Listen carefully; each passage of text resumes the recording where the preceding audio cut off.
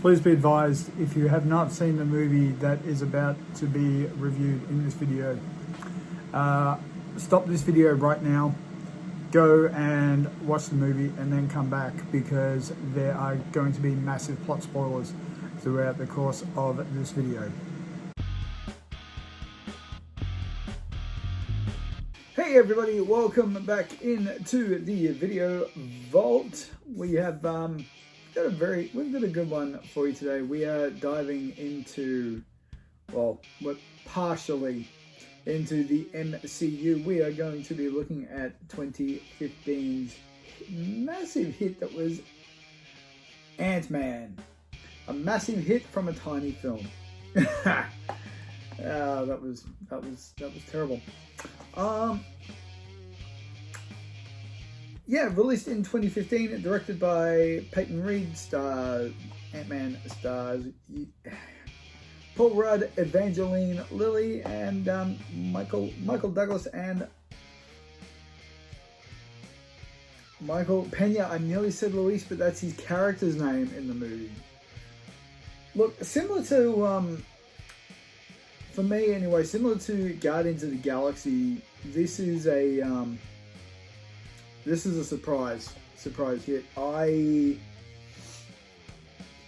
didn't really get into the comics much when I was a kid, so I knew very, very little about Ant-Man, but the script is absolutely amazing. Paul Rudd is perfectly cast for the hapless, can't seem to get a break Scott Lang. Actually, you know what? I think Paul Rudd was made. This role was made for Paul Rudd. Like, he must have been the first person they had in mind. It's like, okay, we're gonna make Ant-Man into a movie. Scott Lang's a little bit hapless. You know, he's trying to, get his life back in order. He's trying to, stay out of trouble. He's trying to get his life back on track. He seems like a bit of a Paul Rudd kind of guy. What do you want? Well, Paul Rudd. And they hit the nail on the head for that one. Michael Douglas is very well cast as Hank Pym. Evangeline Lilly as well does really, really good as Hope Van Dyne. And of course, Michael Pena playing Luis is just absolutely incredible, especially when the little ranty bits sort of come into effect, and we get this sort of exposition, but told in a really unique, funny way. And of course, we have the obligatory Stan Lee cameo is in there as well, and that is done in a very, very funny way too. But yes, Scott Lang is just released from prison after spending 3 years in San Quentin for hacking a multi-billion-dollar company. Unfortunately, he's separated from his daughter. He's trying to, be able to be a good father for his daughter. He's trying to get everything back on track, but it doesn't quite work out for him. Unfortunately, he lands a job at Baskin Robbins, but he doesn't last there very long because they found out about his criminal past, and Baskin Robbins always finds out, apparently, as they say throughout the first part of this movie. But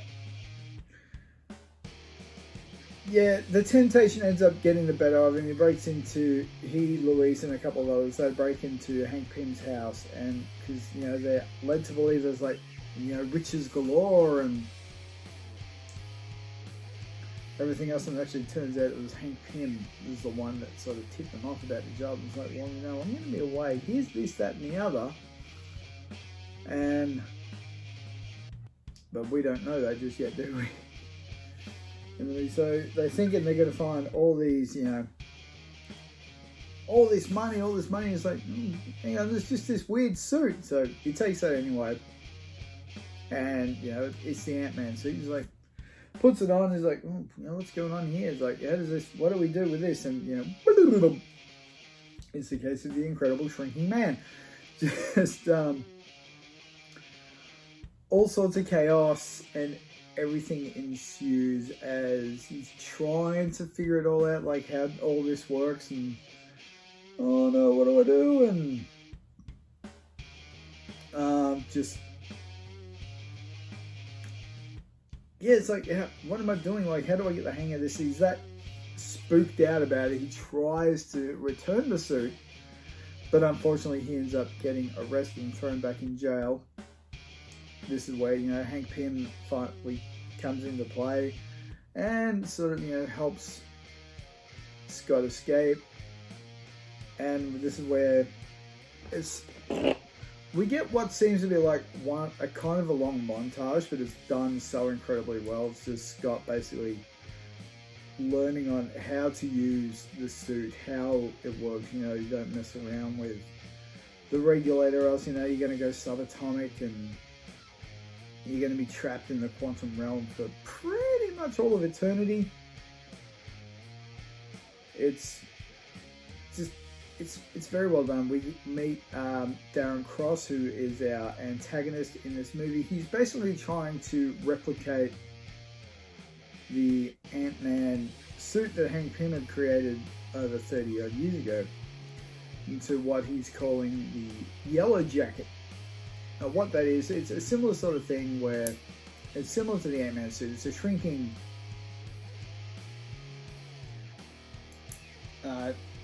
suit that lets someone go down to the size of like the Yellow Jacket, which is sort of like a type of hornet, type of wasp sort of thing, and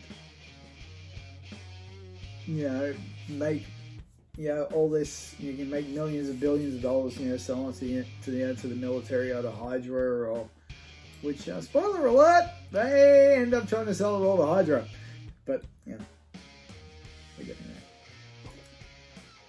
Because so in early on, like Hope's very I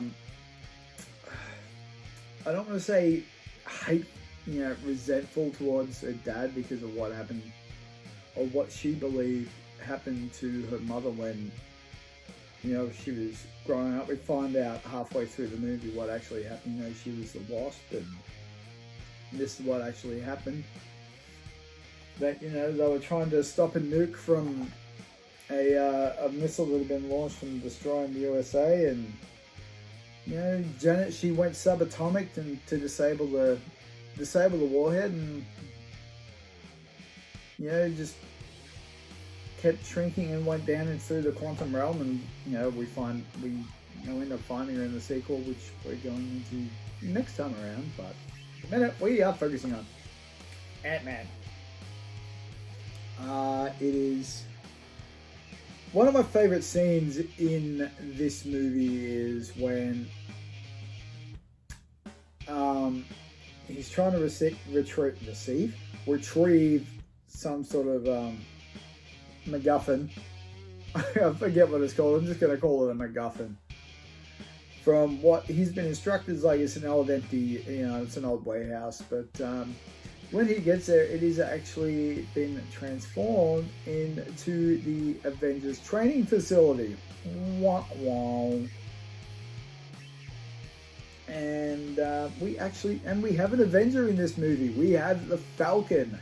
Yet Anthony Mackie himself makes a bit of a cameo in this movie. It's actually a really, really cool scene between him and Paul Rudd. They just sort of gel off each other incredibly well. There's just, I don't know, you just watch it on screen, they had just this amazing chemistry. Like, when we first see him, it's like, oh, something's, tripped the proximity alarm. Hank's trying to tell Scott, who's in, tiny mode, get out. It's like, it's okay, you can't see me. I can see you. You can see me. And they have this incredibly funny but very well choreographed fight scene. Anyway, Cross ends up replicating the shrinking tech that Hank Pym originally came up with. He tries a few times with unsuccessful goo results. like trying to get somebody or something down to a smaller stature. He does this with a one of the concerned military guys, Frank. He fires what he thinks is a shrinking gun, and he turns him into a water goop. Then we go through a series of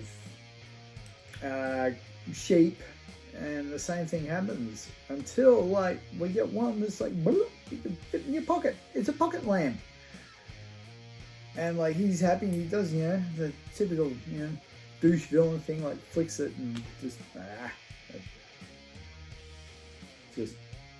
it's like to pretty much cement that yes, I am the bad guy in this movie. But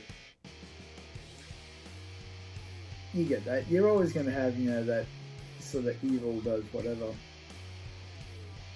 So then we have we have another training sequence where Scott can finally master the abilities that he's been working on so hard. Like he's able to run towards the door, shrink down to go through the lock, and then enlarge to come when he comes back out the other side. He's now got the ability to control the ants, and it's a lot to take in, I know, but it's a great movie. I strongly recommend you watch it. Of course, still on, the police are still sort of on his radar a little bit, and he's still, Scott's still trying to reconnect with his daughter Cassie, which is one of the main things throughout the whole movie. And actually, sort of touches on a little bit with it in the second one too, but this is sort of like the reconnect. So I think there's a lot of touching moments between Scott and his daughter Cassie. And then we've got the whole heist is planned of what they're going to do. And when the time comes, everything runs kind of smoothly. I'm not going to say it's going to run silky smooth, because as always, there's things that happen that are always sort of overlooked and not really thought about. What happens, like, we've got an unmarked cop car here. This could be a problem. Like, how do we fix this? And the two guys that are in the van that never getting caught, but just before Scott gets sliced in half by a bunch of lasers, they manage to get deactivated, and he goes down to where the yellow jacket suit is. But obviously Darren has a bit of a hint that something's going to happen, and it's a trap. The suit goes down, and he gets sort of trapped in where it was, and there's a bit of a Mexican standoff moment where anything's going to go wrong. Like, one of the best bits in this is like Cross's antagonist is getting on Pim's nerves so much that he just punches him. He's like, wow, I saw that coming, but I thought it'd be pathetic.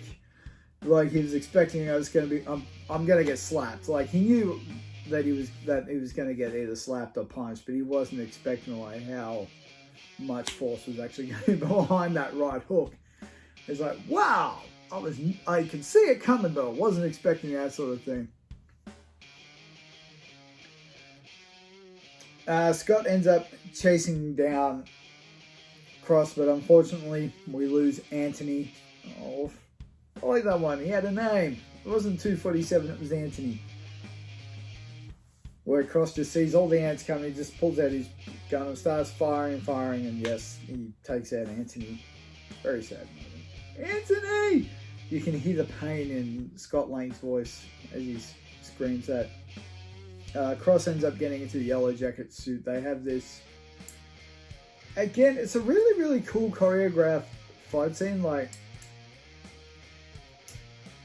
first minute they're normal and they're shrunk, then they're normal, then they're shrunk. They end up in a briefcase, and there's, I think at the minute, Scott's standing on the iPhone button at the bottom, when you used to hold that down and say, hey, blah, blah, blah. he's standing on that and crossed his ears. I'm going to disintegrate you. And of course, the iPhone is like now playing Disintegrate by The Cure or something like that. And all this is going on. The suitcase is tumbling down, falling out of the helicopter and into a pool. Everyone's like, what the hell? And the fight continues. Cross gets, while still in shrunken mode, gets knocked into a bug zapper, and everything you think's hunky-dory, but here come the cops, and Scott Lang is once again arrested and taken back on his way back to jail. But lo and behold, Cross is not muerte. He's still alive, and goes after Scott's daughter Cassie. So eventually Scott manages to free himself from the back of the police car, and then again there's another fight with Darren Cross, where this time, to stop Cross from hurting Cassie, Scott ends up going turns off his regulator and goes subatomic down through the titanium of the Yellow Jacket armor, and knocking everything out and causing the suit to just shrink and just peter out in like a small spark, as both of them sort of really continue to shrink. But Scott manages to find his way back, and there's this wonderful, touching scene of the four of them around the dinner table: Scott, Cassie, his ex-wife, and her new partner, who is the cop. And it's like, oh, have a look at this. It's sort of like, it's a touching sort of like family dinner moment. It's really, really cool. And then we get the police. Oh well, this guy told that guy who said this from that, and this is where we have the Stan Lee cameo. And it's like, oh, it said he works for the Avengers, and yes, and he's looking for Scotty, and like, which is leading up to what we get in Captain America: Civil War. I don't think anyone is going to understand a single word I said in that video, in this review, because it just jumps all over the place. And because I'm trying to remember like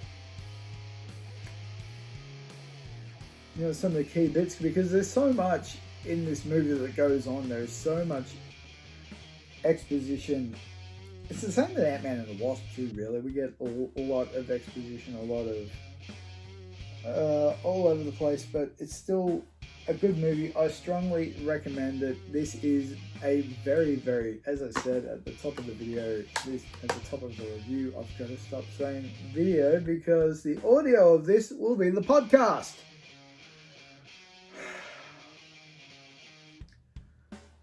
Yes, I need to stop saying video. I just need to say review. But yes, Ant-Man is definitely well worth checking out. As I said in the lead-in to this review, much like Guardians of the Galaxy, it's a out of nowhere hit. It's an RKO, literally. It's just a hit that comes out of nowhere. I strongly recommend Ant-Man and Ant-Man and the Wasp, which I am going to do next. So yeah, Ant-Man and the... thanks very much for checking out this video. I will put links to my socials down in the description box below. There has been a little information circle thing with a link to the Herbz's Video Vault playlist, which has all my other reviews on there. If you like this video, please hit that subscribe button, you click that notification cowbell, and you select the all, just so then you know when the next video drops. There's also going to be links to the podcast version below, which will be on Anchor, Google Podcast, and Spotify, because I understand not everybody has time to sit down and watch 10, 20, 30, however many minute video of some dude just rambling on and on about a movie for however long. And possibly sometimes making absolutely zero sense. But yeah, thank you all for spending this time with me, and I will see every single one of you next time around. Bye for now. Hey guys, thank you so much for checking out the video. If you like what you see, click that subscribe button. Make sure you dangle that notification cowbell. You can hit me up on all of my social medias, which will be down in the description box below. And I shall see you all next time around.